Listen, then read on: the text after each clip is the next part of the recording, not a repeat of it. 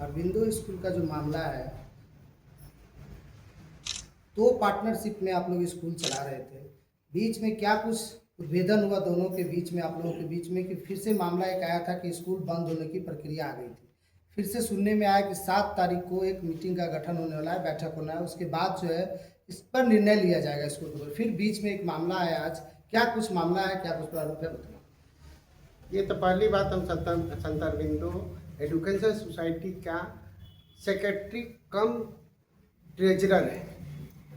दूसरा कि हमको सीबीएसई ने नामित किया है प्रबंधक कम ट्रेजरर, ऐसे स्कूल मैनेजिंग कमेटी के लिए।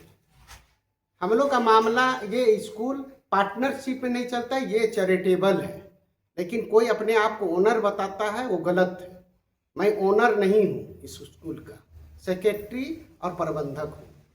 लेकिन ये विवाद तब उत्पन्न हुआ जब हमारे स्कूल के श्रीमती स्वाति मिश्रा प्राचार्या थी, उसने उनका सरकारी नौकरी लग गया। वो 1 मई को अपना त्याग पत्र दी।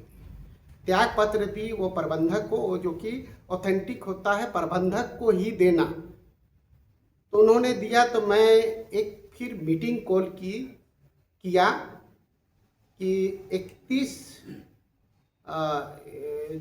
मई को एक एसएमसी का मीटिंग कॉल किया, जिसमें सभी पदाधिकारियों को सूचित किया कि 7 जून को एक मीटिंग है, जिसमें हम लोग तरह तरह का ये करेंगे। उसमें हम प्रधानाचार्य का नियुक्ति करना है, त्याग पत्र देना है। उसका सूचना नहीं दिए, इसी बात है कि त्याग पत्र स्वीकृति नहीं हो चुकी थी, तो उसको हम एसएमसी का मीटिंग में रखना चाह रहे थे। 7 जून को हम मीटिंग रखें, उसमें सभी पदाधिकारी आए। 12 पदाधिकारी में 9 पदाधिकारी आए, उसमें अध्यक्ष साहब नहीं आए सूचना होने के बाद भी। और मुझे कोई खबर नहीं मिला कि वो आएंगे कि नहीं आएंगे, कि क्या करेंगे, वो उस मीटिंग को रद्द करेंगे कि नहीं करेंगे, उसने कोई सूचना नहीं दी। हम लोग मीटिंग रखे।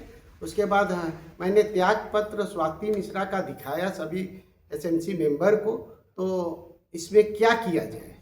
तो सभी ने बोला कि स्वीकृत कर लिया जाए इसको, ताकि उनको सरकारी नौकरी लगे, उसमें बाधा नहीं हो।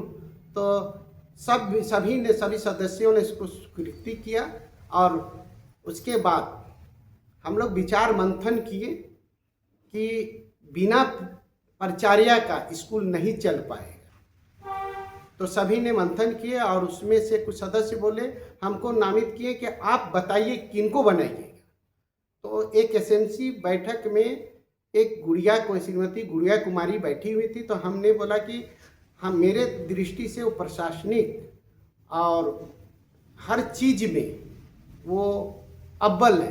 क्यों अव्वल है, इसका है कि एक बार रीजनल ऑफिस से 2 बार स्कूल का नापी करने आया और तरह तरह का पेपर है, तो वो आगे बढ़ चढ़ के भाग ली और उनको साबित कर दी कि स्कूल सही है।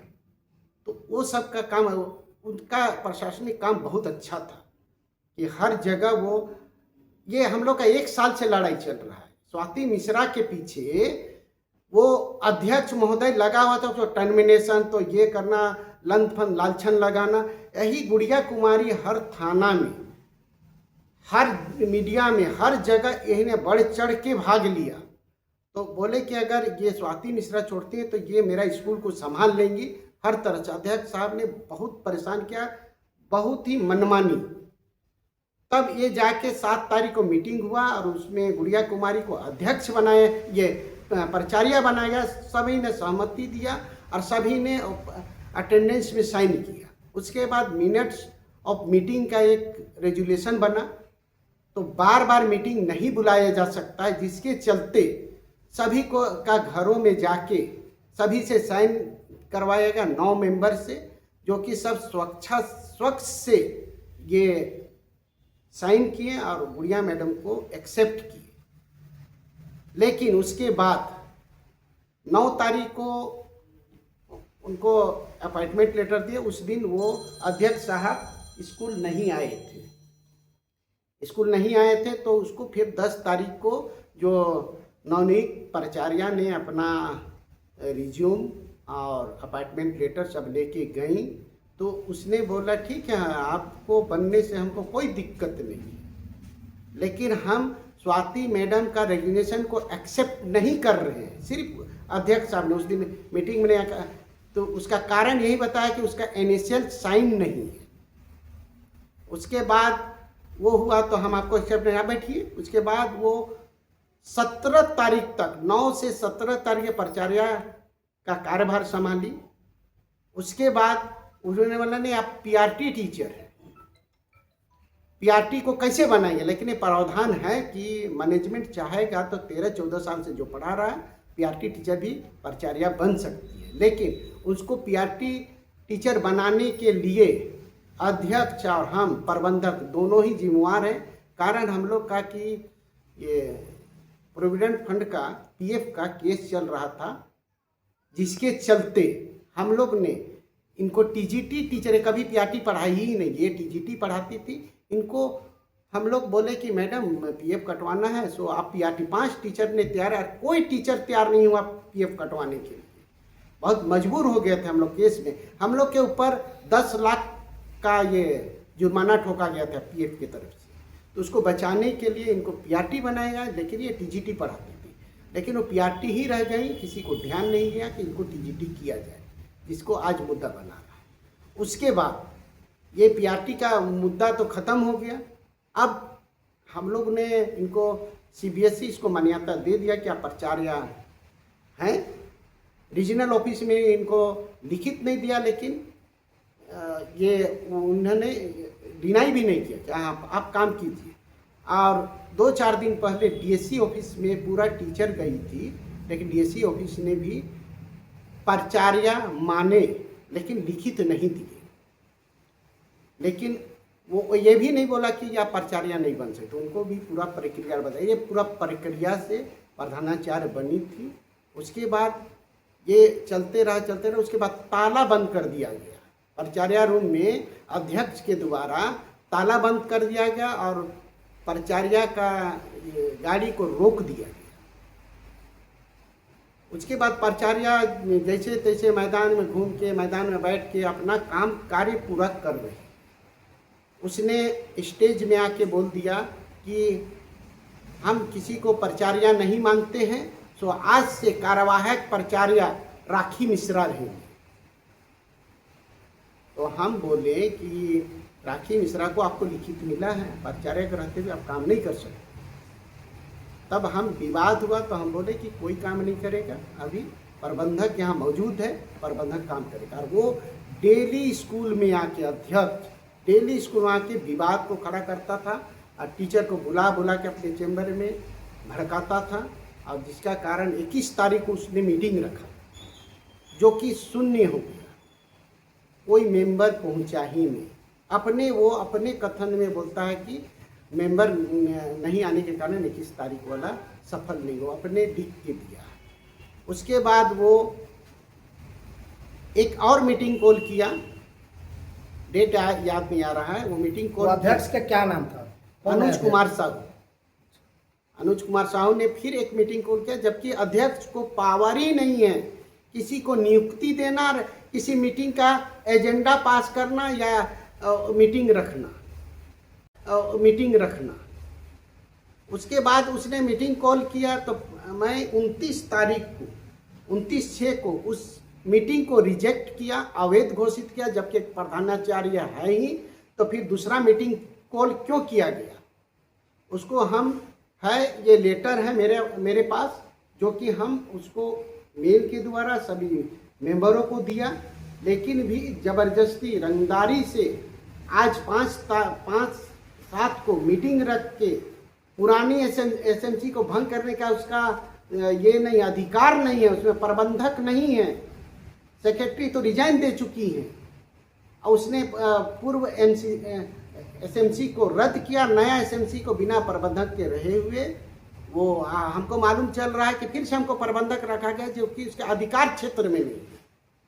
और एक राखी मिश्रा एक टीचर को उसने फिर से प्राचार्य नियुक्त कर दिया, उसको ज्वाइनिंग लेटर दे दिया, जो कि अध्यक्ष के पावर में है ही नहीं। तो ये विवाद को खड़ा किया जा रहा है और हम स्कूल को बचाने का भरसक कोशिश कर रहे हैं। कारण है ये है कि ये सब के कारण से जो टीचर गई डीएससी के पास, तो हम लोग का आरटीए ही भी रद्द होगा, राइट टू एजुकेशन भी रद्द हो गया।